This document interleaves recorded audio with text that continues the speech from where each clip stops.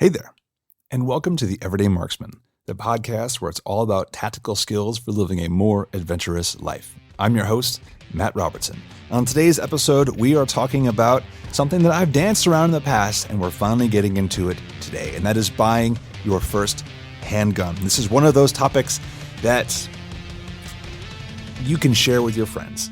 You know, buying guns has been super popular in the last couple of years, and it's only growing. There's a lot of new people out there wondering, what should I buy? And there's a lot of conflicting advice out there. So this is the kind of episode where you can share it with your friends, send it out there, talk about it, or hey, come by the website, everydaymarksman.co, and tell me that you think I'm wrong.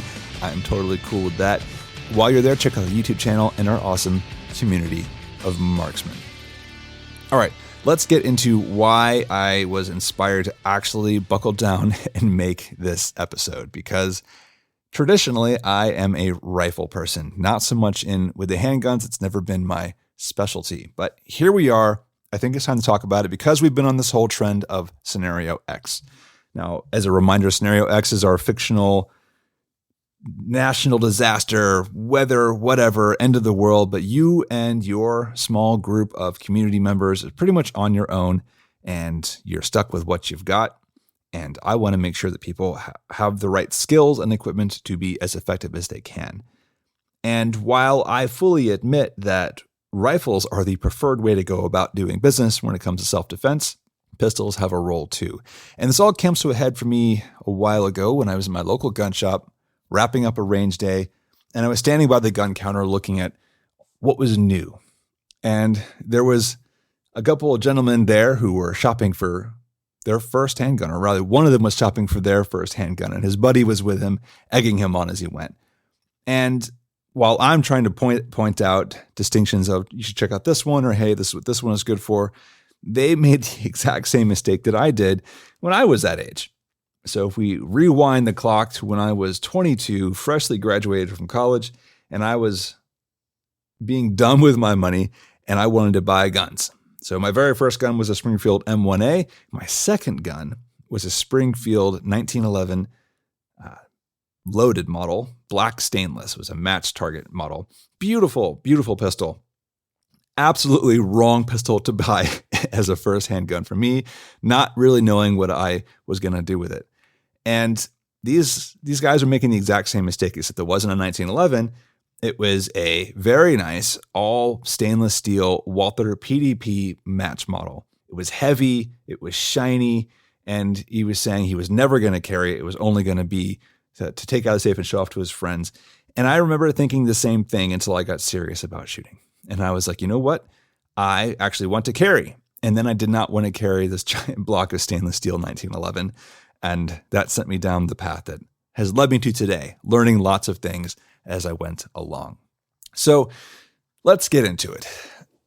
If you are new to shooting, then welcome. I am not here to talk down to you. I am here to help educate about a few truths when it comes to the gun world that get glossed over by all the shiny marketing materials. All right. Handguns are primarily weapons of personal defense. You know, they're the tool that you can keep with you all the time and provide a chance to fight and survive long enough to reach a more effective weapon, like a rifle. In a pinch, lacking something more suitable for the task, yeah, you can use for close quarters fighting. But outside of military use, the primary benefit of a pistol is that you can conceal it. Now, in the military, there's not really a primary benefit to a pistol. Let's be honest here. As weapons of war, pistols are pretty much a blip. They're low power, they're short range, and they're more difficult to shoot well. All right, doesn't make them useless though. Let's get right to my bottom line up front as we get already a couple minutes into this one. I've got a lot of thoughts leading to this one, so the most important part first. Despite what many gun counter salesmen will say, or what someone whose inexperienced instincts are going to tell them, the decision on this one is actually really simple. The average first-time handgun buyer should start with a compact 9mm, barrel length around 3.5 to 4 inches, and a capacity of 14 to 15 rounds, depending on your local laws or if they arbitrarily limit that to something else. And the most important thing is reliability. Everything else is second. I don't care if it's hammer fired, striker fired, what the ergonomics look like, if it has a safety or no safety, what the sights look like, if it can take an optic or anything else. All right. All of that stuff is interesting and it will confuse a beginner all the same. But what I'm saying is that the beginner, male, female, doesn't matter. All of those preferences you haven't developed yet. All right. So if you're a beginner and all those extra things like whether the decocker is ambidextrous or what the safety looks like, or does take a dip, it doesn't matter until you have practiced enough to make it matter. All right. So the most important thing is reliability. And lucky for you, there are a lot of guns on the market that can meet that. So let's talk about how I got to here, because the bottom line, and this is the controversial part, handguns are boring, to me at least. The process of becoming a skilled pistol shooter is exciting. All right. A gifted handgun shooter is something to behold, and the pursuit of that kind of performance is anything but boring. However, the gun itself is boring. A fantastic shooter can make the most boring gun in the world seem exciting. All right. So all the flashy stuff you see, that's just marketing. All right. It has nothing to do with how good that shooter is. Now, while we can add optics and lights and all these like quoting go fast accessories, they trickle into the pistol world from the rifle world, but they're nowhere near the same level of performance. All right. Manufacturers don't want you to know that though. So they're doing everything they can to squeeze the blood from the marketing turnip and convince you why their pistol is better than the other guys and why you need this extra stuff. So I'm being honest with you. Between running this website, running the podcast, writing for magazines, competing with guns, renting lots of guns, and shooting a lot of guns over the years, the fact is, most handguns are pretty much the same. Yeah, there's little nuances to things like how it fits in the hand, how the trigger feels, but these are all personal preferences to the user. What I like may not be what you like. However, I understand that because I have all the experience and you might not as a beginner, then you're going to take my word for it. What I'm telling you is it doesn't matter. All right. In the end, the only thing that matters is whether it goes bang every time I need it to.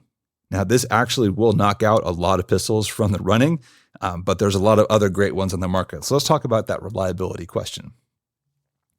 The most important thing about your first handgun, and I'm emphasizing first handgun because very often, especially for a lot of new buyers today, the first handgun often becomes the only handgun. So I want to make sure that first handgun meets all your needs. All right, if you're buying your second, third, fourth, fifth, sixth gun, then sure, have at it, specialize away. But for that first one, it should not be a specialty gun. It should be generally good at everything. All right. And if you're betting your life and your family's life on the gun, then accept nothing less than stellar reliability. And don't mess with it. All right. Don't feel pressure to go out and buy all the cool little tweaks and modify the gun to your heart's content.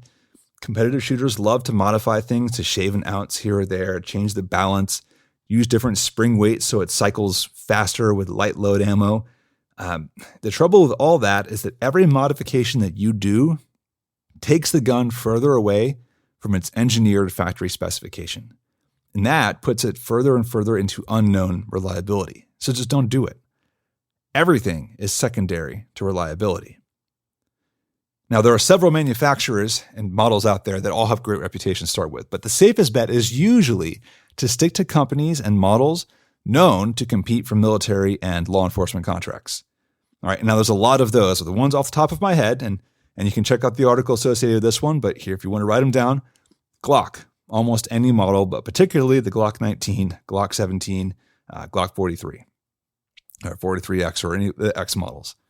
All right, the Smith & Wesson M&P 2.0 series, H&K P30s, VP9s, HK 45 Compact, the SIG P320, the Walther PDP, the FN 509 and the FNX9, the CZ USA 75s, or the P07 or the P10C, and the Beretta series. So Beretta 92 Compact, the PX4 or the APX A1. All of these are great guns. They've all competed for military and won contracts, or competed for police contracts and won both in the US and around the world. Now, are there other good guns out there? Yes. Now, there's a lot of praise for things like Janik, AREX, IWI. However, those can be a lot harder to find in your local shop. So how do you know if you're going to like it? How do you know if you're going to perform well with it? Not to mention issues about finding support items like holsters, spare magazines, spare parts if things break. Hopefully they don't, but if they do, you kind of want a gun that's easy to fix and people are familiar with. I'm sure if you really wanted to, you could dig into the data that some of the options I listed are more reliable than others. For instance, I know the Army did a whole lot of testing on the most reliable handgun for what became the M17. The winner was the SIG P320, and it had an obscenely high mean rounds between failure, making it very reliable. But even then, the other ones were all extremely reliable. So don't get wound around the axle there. As long as it's good enough, then you go on to the next factor, which is how you shoot it. Most people who are trying to sell you a gun are going to say that the next thing you have to decide is whether or not you want a striker fire or hammer fired gun. And I'll touch on that a little bit later, or they're going to want to have you hold it and be like, how does it feel best in your hand? I'm going to argue that you should ignore all of that and actually see which one you shoot the best. If you haven't developed any personal preferences around ergonomics and fire control groups, it's not really worth quibbling over the difference between beaver tails, finger grooves, trigger safety tangs, decockers, and all that stuff that people like me love to debate about. All right, shoot the gun, see how you like it and how it performs for you. That said, I bet most beginners are going to demonstrate a few preferences here, like striker-fired pistols over hammer-fired guns, simply because there's a known learning curve around shooting hammer-fired guns, particularly double-action guns, that is less appealing to beginners. Experienced shooters actually really appreciate it. All my favorite guns are all hammer-fired, but I've been doing this for a long time. All right, now it gets to the next question of full-size, compact, or subcompact. I see this question pop up a lot, and thankfully it's getting a lot better in gun stores, but you can imagine a woman going into a gun store and saying, I want to buy a gun for personal defense, and the first thing that their boyfriend or the person behind the counter will tell them is, here you go, here's a subcompact.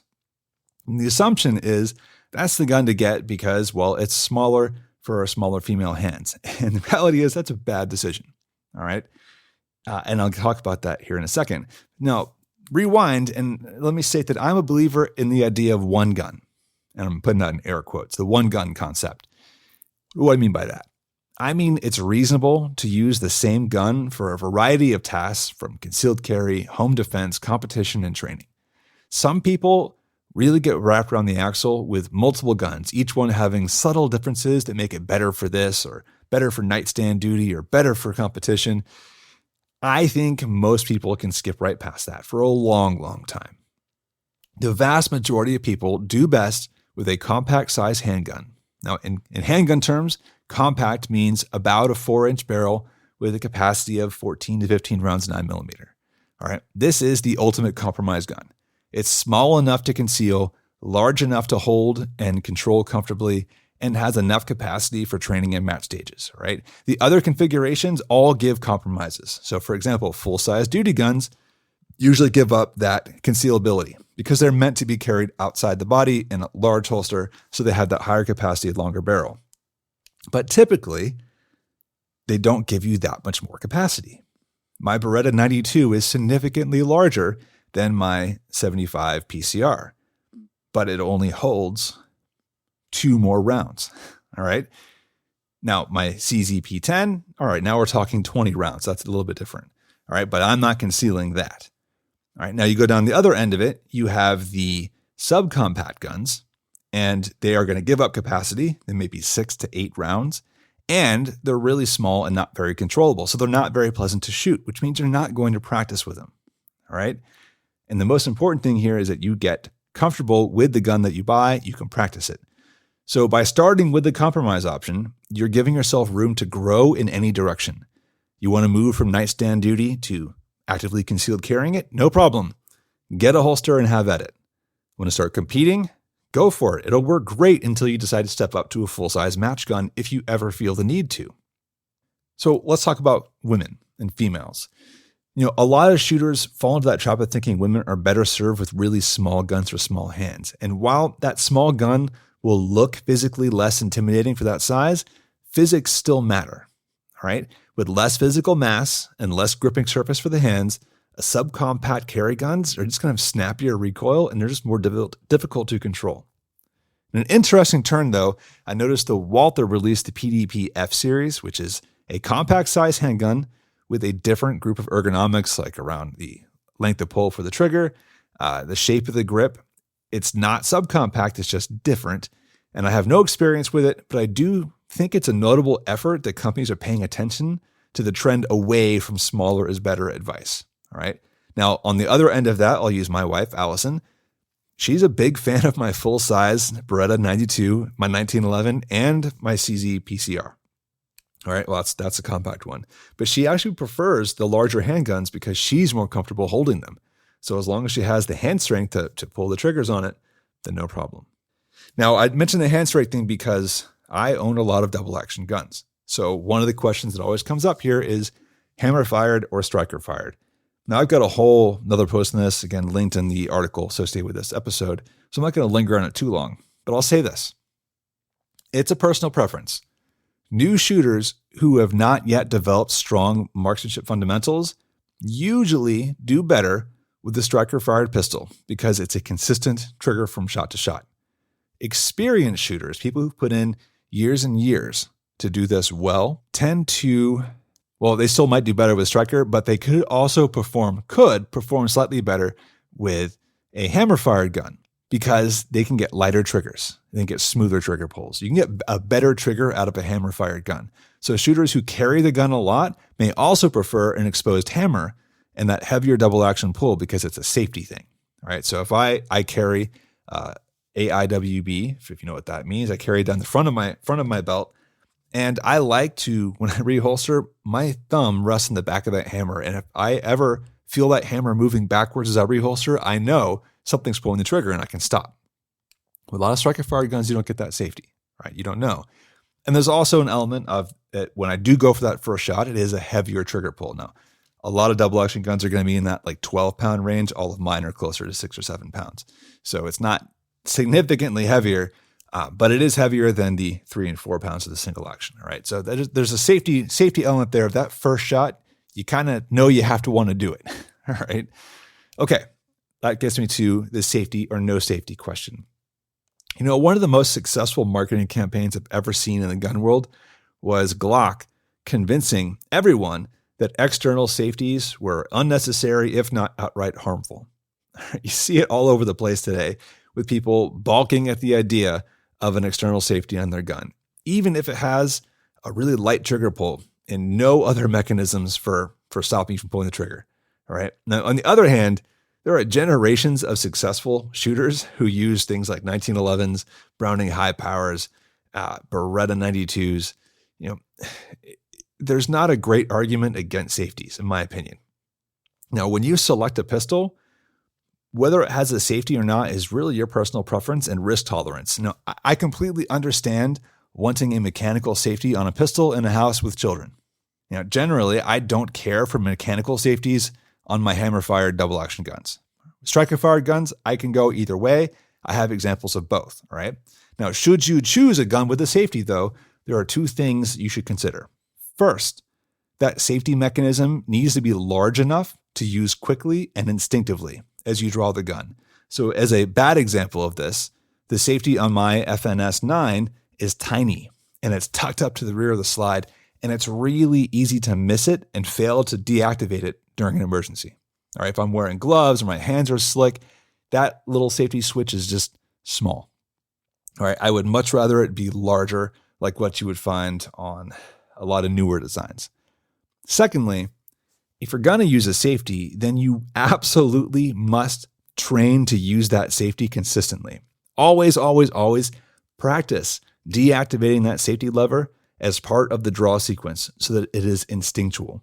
All right, you do not want to be in a position where you practice drawing and shooting with the safety off all the time, then load it with live ammo, flip the safety on for carrying or for storing, and then have to use it under pressure where you're probably going to revert to what you've practiced, which is not deactivating the safety. All right. So if you're going to use a safety, and it's not a reason you shouldn't, then you must practice with the safety. All right. All right. Enough said. Moving on. Optics or no optics? So this is an interesting question because for a long time I ignored pistol optics. I'll admit that I was skeptical of the whole trend However, having now spent a good amount of time with it, I do think it's the future of handgun shooting, right? Much like the debate between learning iron sights on rifles before learning to use red dot sights, I think we're going to start seeing more and more people of a transition to just starting new shooters with dots first. All right, the biggest argument against dots on handguns came from people like me who spent years and years training and competing with iron sights. And with that, we developed a certain level of muscle memory and habits around sight presentation that got us on target faster. And that habit, that muscle memory, made the switch to dots a lot trickier because the presentation is different. New shooters don't have that problem. All right, there is no ingrained muscle memory and no habits to break. All right, a person who is in this position is going to learn from the get-go to maintain the target focus and how to bring the sight to alignment with that target with a red dot sight, right? And they're going to learn that from the beginning, and that's going to be the way they learn it. And in fact, for them going to iron sights will be the challenge. So with that said, the first rule still applies that whatever dot you select should have a reputation for ruggedness and reliability.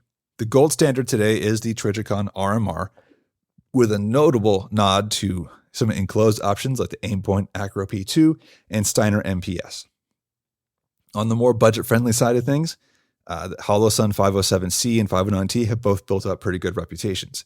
All right, whichever route you go, you're going to have to pay attention to the mounting pattern. All right, so these are all different between different optics. The RMR uses a different way to mount to a gun than the Acro, which is different than the 509T. So you have to pay attention to how you're going to mount it to the gun. All right, and you also have to be aware that you're adding another layer of maintenance, like changing batteries from time to time. Now, I would not feel undergunned if I had a pistol with only iron sights and someone else had one with an optic. All right, if the pistol you shoot best doesn't come ready for optics, then get it anyway and learn to shoot it well. You can always get the slide milled later on for optics, but optics are interesting. They are not a deciding factor. Now, I want one more topic here before I wrap this up. I mentioned before that you should not go modify a pistol, and I'm going to caveat that one a little bit because I think in general, beginners should not tinker with a pistol. It's not that it's always a bad idea, but that it takes time to learn about what each modification actually does and how it's going to affect the operation of the pistol. As an example, I don't actually have a problem if someone's choosing to swap out a set of cheap plastic factory sights for a nice set of metal sights. Glock. All right, that doesn't affect the operation of the gun. In most cases, I'm okay with a little bit of minor polishing and smoothing of internal contact surfaces to make a cleaner trigger pull. This is particularly for hammer-fired guns. This kind of thing is really just accelerating what would happen naturally over time over several thousand rounds. Now, that said, there's a fine line between this kind of polishing modification and accidentally or even inappropriately modifying the geometry of the pistol's mechanics, and that causes malfunctions. So for a gun that you stake your life on, I don't think it's a good idea to start swapping out the operating parts and springs. All right, competitive shooters do this with guns they know will only ever see a steady diet of custom competition loads with light primers and low powder charges. All right, they know they're never going to fire full power ammo with hard primers, so they can get away with it. And worst case scenario, the gun fails during a match, they lose the stage. Oh well. For everyone else, I think it's more important that the gun work reliably with the widest variety of ammunition you can get, and that means full power springs and hammers. So now we've gotten to the end of my brain dump. Thanks for joining me. Let's do a quick review. All right. All of those steps round back up to this. And most people in most circumstances will do just fine with a compact size handgun. It's the perfect balance of compactness, capacity, and ergonomics. The most important thing you should consider is reliability, followed closely by how well you shoot it. If you can't actually shoot it first, then all right, go off how the gun feels in your hand when you hold it. That's ergonomics. But those preferences don't usually develop until after you've had enough experience. And even then, most people are influenced by the gun you started with. There are legions of Glock fanboys out there in the world who that was the first gun they bought, and that is the Church of Glock. They preach it all the time and try and convert everybody else, right? A lot of people just love their first gun. Not me, but a lot of people. Now, All the other choices out there, like hammer fired, striker fired, safety, no safety, optics, no optics, are all personal preferences. And I say with rifles, start with something simple, master it first, then worry about what you might tweak along the way. Most people are never going to get to the point of mastering their gun. So you should not pursue being like most people. All right, that's it. Thanks for joining me today. Come on to the website, everydaymarksman.co, and you'll find today's show notes. And hey, here is a quick shout out. This is not sponsored or anything, but as a suggestion, I do say practicing is one of the most important things you can do. So I encourage you to check out Ammo Squared. Ammo Squared is a service I've been using and talking about amongst the Everyday Marksman Discord. It's like a subscription for ammo where, if you like the robo investors, where you deposit money every month and say, hey, I want 20% go to 9mm, 20% to 22, 20% to 223, 20% to 308, and whatever.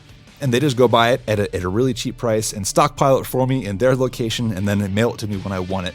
So it's a nice, easy way to buy several boxes of ammo every month.